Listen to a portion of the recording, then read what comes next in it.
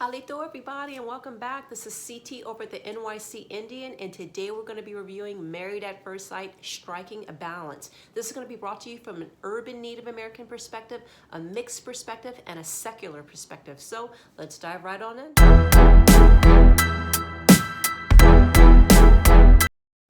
So we start up the episode with Noi and Steve, and basically, he's cooking her breakfast and they start having the conversation about money again, and she wants him to have some sort of plans. She's never ever not had a job since she's been an adult, so they have very different type of work ethics, and he's basically saying he really wants her to be down with his way of kind of doing a little bit of this, a little bit of that. She's just scared of it. And I'm telling you, I've been saying this from day one, but I just didn't think we were going to see it quite this soon. But she is basically, she's starting to feel resentful towards him. She's feeling resentful. I feel that she doesn't see any action behind it. He tells her, oh, don't worry about this, I have savings and stuff like that, but she's not seeing him do anything. It's a different story if, she sees him kind of creating some sort of plan, even if it doesn't involve full-time, maybe part-time, but it still is enough to contribute and stuff like that. At least he's working towards that. But it just kind of sounds like, hey, I'm just, once the savings kind of burn out, I'll just kind of figure out what I'm going to do from that point. And when she is so completely dead set on having the 3 children, I just don't know how this is going to work. I have a better gauge on who's going to stay together and who's not going to stay together. But this particular couple, I'm going to be shocked no matter what happens at decision day, because Noi seems to me like she comes from a family where people don't divorce. Now, I could be wrong.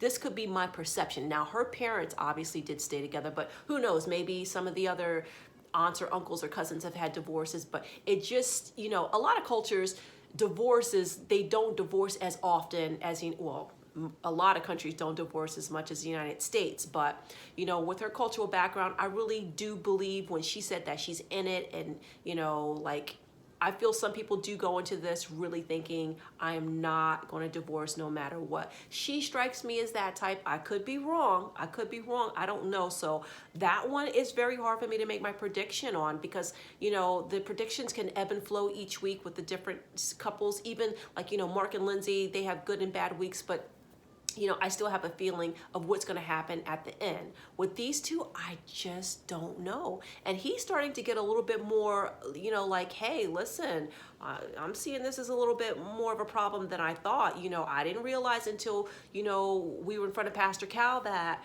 it bothered you this much. And, he keeps saying, off camera, she's gonna basically have to kind of get with me on this, otherwise I don't know how this is gonna work. So it seems like he's starting to get to his little, not wit's end, but he's starting to get into a place where he's thinking, if this one particular thing doesn't get solved, then this relationship is not going to work. And I didn't think we were going to see that from Steve quite so soon. I mean, what did you expect? You're not working. What did you expect? So now Mike is speaking with his sister about the current status of his relationship with Jasmina. And, he's basically saying, that they have some struggles and things like that. But unless we didn't see the footage, it just looked to me like Mike completely glazed over all of the things that he omitted and the things that he just straight up lied about. And I was like, you wait till his sister sees this, because she looks like the kind of sister that will get him together when she watches that footage. He completely lied. He acted like, Jasmina's just being, irrational. And, even the advice that his sister was giving him was really good, but it could have been a hell of a lot better had she actually known what he did not say and what he did say. So I was like, Mike, you are so full of it. And, I tried to, in spite of the fact that I feel that him and Jasmina aren't a good match, I've been up in Mike's, I still I won't say in his corner because I'm more for Jasmine. I can't lie about that. But I don't want to write Mike off as just, this guy that's, not worth love or anything like that. And I still don't think that, but he's not very forthcoming, and he lies. And I just feel like because he has on camera a calmer demeanor, that we don't really tend to think like, oh, well, he's so bad or anything like that. He needs to work on, those issues before he's ready for a marriage. Because, some people feel like, Jasmina, well, she's too cold and this and this and that. It's just that, when you go into it and you have a certain expectation, at least baseline is honesty and not leaving out things that could be very important. I don't think that's really asking for a whole lot. And that's just the beginning. But the verbally aggressive behavior that Jasmina is alleging that he has demonstrated towards her, which I totally believe, is painting a slightly different picture of Mike each week. And I'm sorry, I'm just not here for it. I couldn't believe the way he just left out all this information. So it just, the talk was, what was even the point of the talk? He couldn't take enough advice out of it because his sister doesn't have enough information to understand exactly what the situation is. So now Katina's friend is talking to her about how her first impression of Olajuwon. Of course, it's that he just kept talking and talking. Of course, Katina already knows that. But then she says, Katina, the other thing that I didn't like that Olajuwon said was that, or I was concerned about, is that he said he's never dated a black woman before. And in some cases that can be a red flag. I can understand that, because you would be concerned, well, oh, is he attracted to me or whatever? But I kind of felt like, when Katina corrected her and said he's never been in a serious relationship, then that was different, because it's like, well, he hasn't been in a serious relationship with anyone. I mean, look at him. He's off the charts. I mean, he's just bouncing off the walls all day long. And I thought, when the friend goes, so then Katina goes, yeah, he hasn't been in a serious relationship with anyone, and his mom is Irish after all. And then the friend goes, but he's still black. And that right there I kind of don't like this whole thing where and everyone knows I am not an Olajuwon fan. I mean, absolutely not. But I'm going to defend this particular moment, because just because his dad is Nigerian, who wasn't even around, he was raised by that Irish mom, okay? And I don't give two shites, yeah, I'm gonna use the Irish curse, shites, about what the argument is always, oh, well, when the police see you, yeah, he can say he's biracial, but when the police see him, they just see a black man. That is true. But something, people can think a lot of things when they see you, doesn't mean that that's exactly the case. And to me, how a person identifies and, versus what they are, sometimes can be different things. So I don't know if he, identifies as a mixed race person or as a black person, but the simple fact of the matter is that he is a biracial man raised by and only by his white mom. That's not a crime. And if he identifies as a biracial mixed person, that's his business. It's not nobody's job. I don't care what color you are to be the identity police, okay? So what we don't know is like, well, we know the dad wasn't in the picture. I mean, I guess he had some access to him, but I don't know if he only saw him once or if he only saw him every couple of years or whatever. What we do know is that he was raised by his Irish mother. And I think it's so unfair to have people discount the parent that, one parent, because the parent is not a minority. And I mean, I come from a mixed heritage myself, but in my case, I have two minority parents, a black parent and a Native American parent. But if anyone's gonna tell me that, oh, well, the black part cancels out everything else, I mean, you can go right off into the wind with that, okay? There are certain cultural things that just can't get written off because of a a racial classification system that comes from a racist colonial system.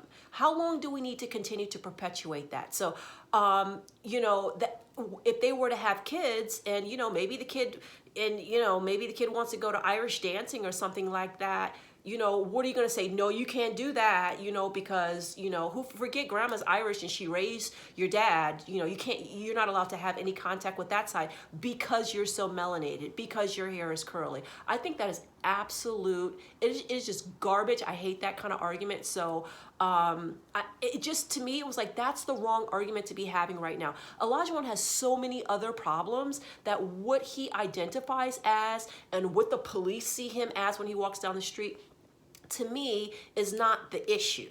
That's not the issue. We know he's a person of color, okay? The issue is his behavior, not who he's been dating. I mean, he's dated women of color in the past, but they just weren't in serious relationships. Who cares? You know, this kind of thing just really, it really gets my, you know, it gets me upset. But you know what? Listen, I will have that argument 100 times and 6 times on Sunday. So, you know, you guys can let me know in the comments what you think about that. I know my opinion is not a popular opinion, but I do come from a mixed background, so I can speak on this personally. And I just thought that that was the wrong conversation to have. Let's talk about, you know, his promiscuity, his lack of attention, being able to pay attention, his sexist ways, him demanding, meals or insisting on meals, and, all the other wrong things. Who gives two rats' asses about who he dated in the past? He's clearly attracted to her. Even if she was the very first black woman, she is gorgeous, and he is clearly attracted to her. I don't want them together, but he is definitely attracted to her. There is no way you're not going to tell me he's not. So yeah, you guys let me know what you thought about that part. I know that's probably going to bring up a whole bunch of comments and stuff and endless threads on Reddit and things like that. But yeah, you guys let me know what you thought about that. So now we have Chris and Alyssa, and Chris is breaking the news to his mom that he's going to be divorcing, and the mom is let down, but basically she's, encouraging him, hey son, you'll meet your match. But then when she goes, but it sounds like somebody wanted their 15 minutes of fame. I was like, okay, mama. And then they pan over to Alyssa, and she's there with her friend who didn't get a chance to meet Chris, who's like, how did the process go and everything? And Alyssa just sitting there, just lying through her teeth, just lying. And the friend's like, oh, because you can be kind of hard on the guy sometimes. I wish I could have met him. You wait till all those girls get together. They're probably going to do a little watch party without Alyssa and sit there, just like drag her behind her back. Oh my God, that would be so funny, especially if they put that on Facebook or something. And then anyway, Alyssa goes, yeah, well, I'm going to go to Texas and find my cowboy. And I'm like, girl, why didn't you just do that in the beginning? You could have easily have done that. Why did you think that you were going to be they were definitely going to find you a cowboy in Boston? I mean, I'm not saying it's impossible, but the odds of that are so low. I mean, go to Alabama or Texas or, some of those other states where they have a lot of ranches and things like that, or Montana. Hey, go to Montana, and find yourself somebody who, will have the same, voting record as you, basically. I guess because that's, I don't know if that's part of it too. But yeah, she's too much. She's just a lie. I'm so glad I thought we were really going to be done with them and I didn't even have to see them on this episode. But at least Chris can give us a little bit more closure. Her, I didn't want to see. Who needs to see her live for another segment? So now it's time for the housewarming parties, and each couple is going to have them in their own home. So we start off with Steve and Noi. So their friends come over, and even before they got there, I noticed Steve cooking and cleaning, and this is not the first time we've seen him in the kitchen. And I like that he has that domesticated quality about him. I like that he's very clean. I mean, listen, if he just would get a job, that's the thing I want to strangle him over. But other than that, he has such good qualities. I want to say he's almost a good catch if it weren't for that. But maybe, just maybe, hear me out. If they don't stay together, I think in future he should be set up with someone who makes more than he does and is stable. A nurse practitioner, a physician. We've seen that in other seasons where the woman was like, I'm totally okay if my husband wants to stay home and take care of the kids and stuff. So, maybe with that type of arrangement, he could pursue his artistic, or not artistic, but well, I guess maybe artistic, because he's also into photography, like his little hobbies or whatever little part-time endeavors he wants to do, without the other person feeling like, oh, I'm taking the whole load, because he'll be taking care of the home and cooking and things like that. Maybe he's just more of a stay-at-home type person. He could be a good stay-at-home parent. He's calm, he's a good communicator, he has really good qualities. A job feels like something you could easily change about a person, but the willingness and the drive is something that you can't change. But at the same time, he did go to school. He went through all the education and training and stuff to get to where he is. So it's like, why are you just trying to float on a lily pad and just la-di-da-di-da all this time, now that you've reached that level? So many people would kill to have the opportunity to have that education and be able to work in an industry like that. But maybe he's not fully happy with what he does. Maybe he just doesn't like the industry that he chose. But either way, maybe he just needs a different sort of role setup. Maybe like a role reversal where his wife is a breadwinner. That might be what he needs, because Noi definitely expects him to be working and at least pulling in his weight, you know. So when his friends tell Noi that, hey, he's got a vast network he can tap into, you know, if he wanted to get a job, he could do it right away. My company is hiring people all the time. That made Noi like really, really like the that seems to be like the camel that broke the straw's back right there. Even though she didn't explode in that moment, but that right there, that took her out. She didn't like that. You mean to tell me you got money coming, hanging down from the trees, but you're too lazy just to reach up and grab the branch? That's how she saw it. And come on, remember her background. And going back to Steve with her friends, her one friend said, you got to remember, she comes from an immigrant background, and that girl, she's from an immigrant background as well. So she already knows what some of Noi's expectations, and like she probably can relate to how Noi was raised in some sense. Even though Noi's situation is a refugee background, that's not quite the same as being, you know, an immigrant. But I understood exactly what she meant by that. So yeah, that party, you know, basically was all about money. His friends, her friends, the conversations that they were having, it was all about money. That's really what it comes down to. That is the crux of the issue in this relationship. And, you know, I just feel like, you know, Steve, you're just so close. I mean, you know, he's a nice looking man. He's soft spoken. He's kind. He doesn't act like like a jerk or a clown or anything. I mean, he seems to be a genuinely good guy. And I just think that those qualities are so good. Like, I can see why she was attracted to him. His demeanor and stuff like that. I mean, I think Steve is the better looking guy on this season. But so I understand her attraction, but you know, if you're not bringing in the dinero, then come on. I mean, like, what's up with that? So Olajuwon and Katina had their housewarming. She invites two of her friends, one of them being her very best friend, and he invites his best friend, who was also at the wedding and also hanging out with him earlier on in this particular episode, who was so surprised that Olajuwon had not consummated his marriage. Now, maybe Olajuwon has been doing a little bit of, you know, fairy tale, you know, telling a little bit of some lies about his sexual conquest history. Perhaps, I don't know. Maybe he's kind of made it out to be more than what it is. But something is going on with this whole consummation thing. I don't think it's a bad thing, but I think there's just so much more to the story that we will never, ever be privy to. And that's okay. That's their private business. I'm personally glad that they have not consummated their marriage, because I think it'll be easier for her on decision day if she, you know, hopefully, you know, breaks up with this guy. So her friends seem to think that it's an issue that they have not consummated yet.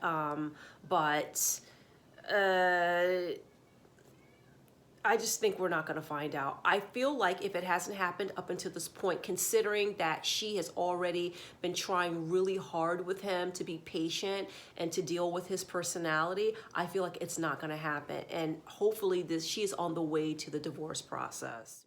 So now we have Steve and Noi, and Noi is cooking a meal for Steve, and he's looking forward to it. I guess he said this is the first time she's cooked for him.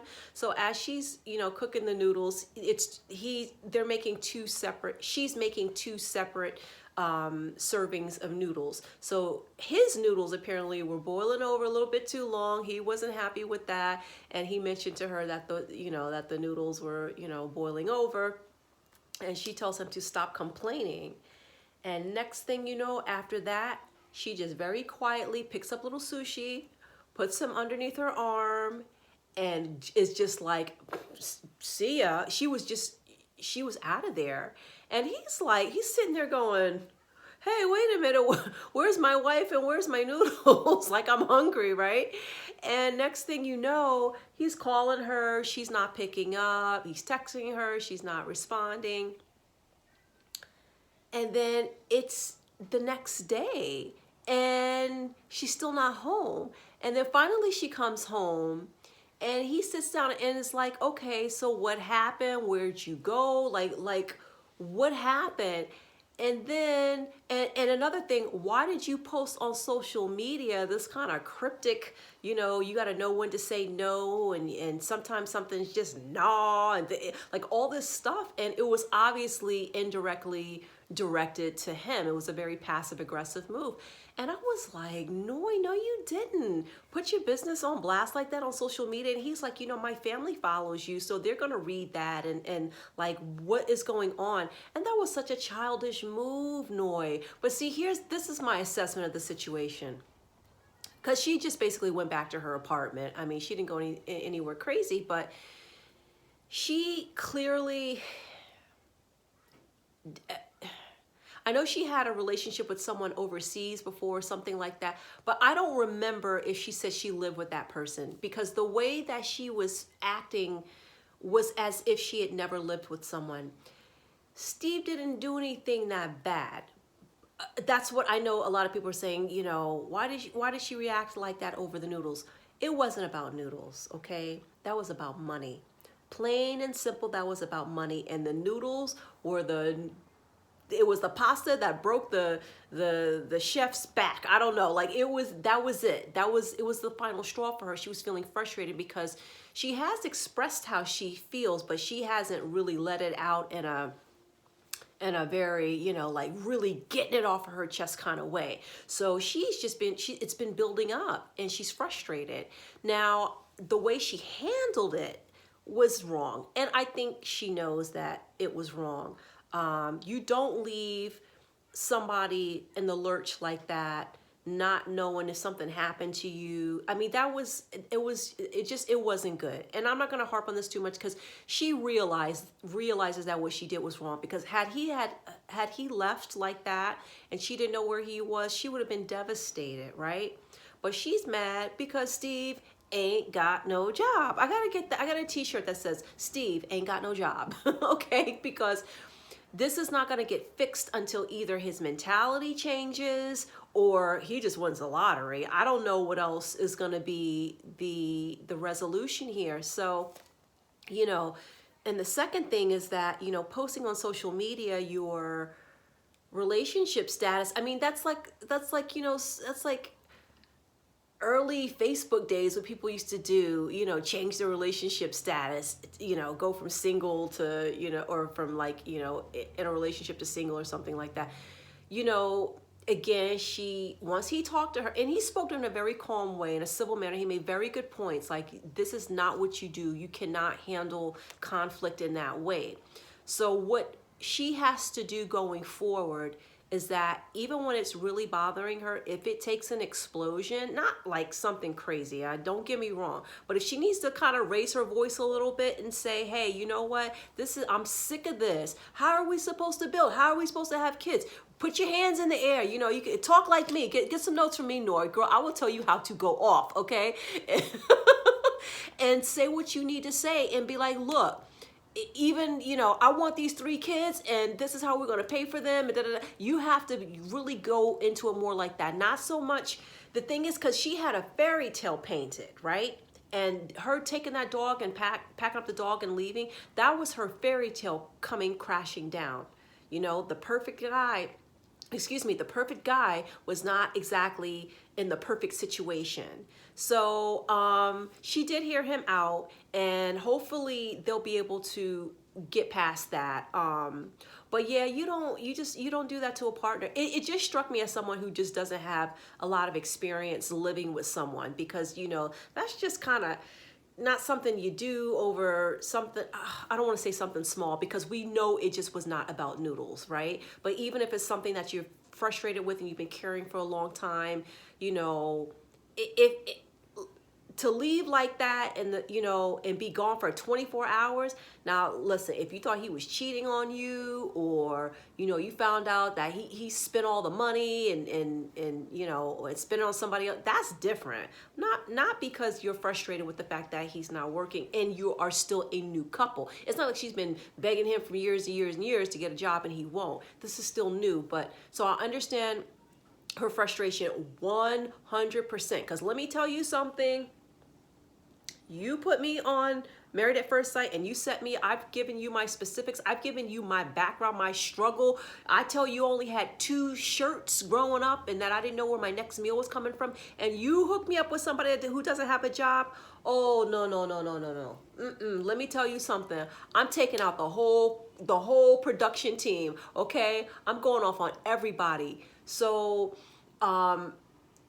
it's just that I understand where she's coming from. I would not want that either. I'd be way worse than she is. You guys think she's bad. I would be she's more meek and mild in her, like, well, I just think you should get a job. She's like that. She needs to, like, put her big girl pants on and be like, look, no job, no marriage. Like, give him some ultimatums. Put your foot down. And if you need to have that kind of, raise your voice a little bit kind of argument, then have it and get it off your chest and let it be known. Don't be this, passive aggressive stuff going on and posting little cryptic messages on Facebook. That was so childish. Oh my God, that was so childish. But yeah, I think she learned from that one, because she's going to see now, especially because she's in the public eye, that something that kind of Facebook message or Instagram, I don't know, whatever post that she made, tweet, I don't know, is definitely very, very damaging, much more damaging than even if it's just you and, the 20 people that you follow or that are your friends on Facebook or something like that. So yeah, that I hope that gets resolved. So now we have everybody gathered together at the bowling alley, and I noticed that the bowling pins and the bowling ball were really small. I've never seen that before. Do you guys know anything about that? I had to give up bowling because of spinal injury that I have, and I would love to play again if there's something more lightweight. If you guys know anything about that, would you please leave that in the comment section below? So yeah, they're all talking about different relationship related topics. Chris announces his divorce, no one's surprised. And then Lindsay and Katina start to get into it a little bit. Basically, Lindsay is talking about some sort of relationship related sort of topic or whatever, and then Katina just rolls her eye. Basically, Lindsay's voice just annoys her, basically. So she starts rolling her eyes, and Lindsay's like, why are you rolling your eyes? And then Katina's like, basically kind of just giving her the hand, like, I'm not going to deal with you again. And you can hear Olajuwon telling Katina, like, listen, don't get too piped up, just kind of keep it cool. And she did, which was good. And then you also had Mark on the side telling Lindsay, like, why you always got to be talking? Why you always got to bring up conflict? People don't like this, people don't like that. And listen, there was nothing about, maybe earlier, but at least in that scene, there was nothing Lindsay said that was like offensive or anything. Yeah, she's kind of talking at the group, but I mean, that's her, that's how she is. And it's not, I don't think it would have bothered them, maybe the first couple of days that they met her, but because they already have a history of her, because of what happened on the plane, everybody's kind of like this with Lindsay, right? So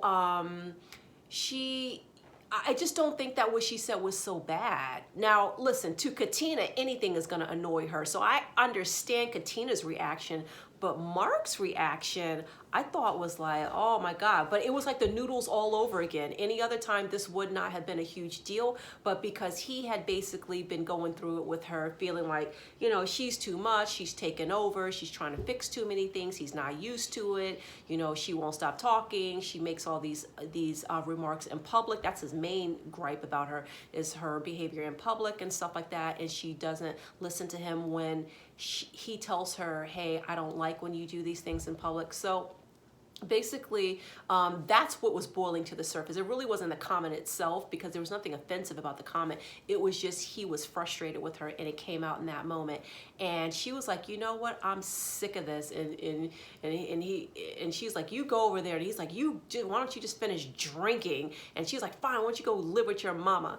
And then next thing you know, honey, she went over to the bathroom, and the producer had to go in there and talk to her. And she starts going, I mean, boy, you talk about the knives. She had like little mini ginsus in her purse that she was just sharpening, ready just like to cut him up. She starts going on about he only makes $60,000. He does nothing but sell gym memberships, and you know, he can go back to his, you know, his infestation of a living, you know, living space. And you know, where you gonna go now? Back to your mama? Because you're not gonna come with me, and I'm just gonna go back to the south side and live my good life and stuff like that. And I thought, oh, okay. I thought, oh, okay, you know, so like, is this what you do? Do you have to go in that hard and that deep when you are like in an argument? And this is exactly what her dad was saying.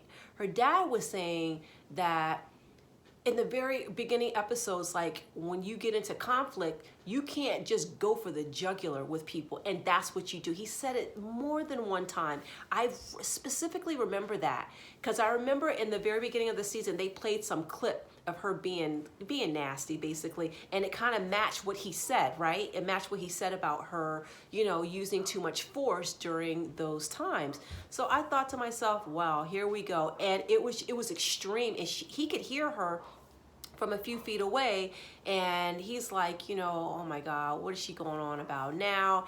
And it was just, it was really bad. I mean, she should have just stopped right there when she went into the bathroom. But going in like real hard on him like that was terrible. That was terrible. So, you know, I thought to myself, oh man, Lindsay, I don't know if you can come back from this one. It was so mean.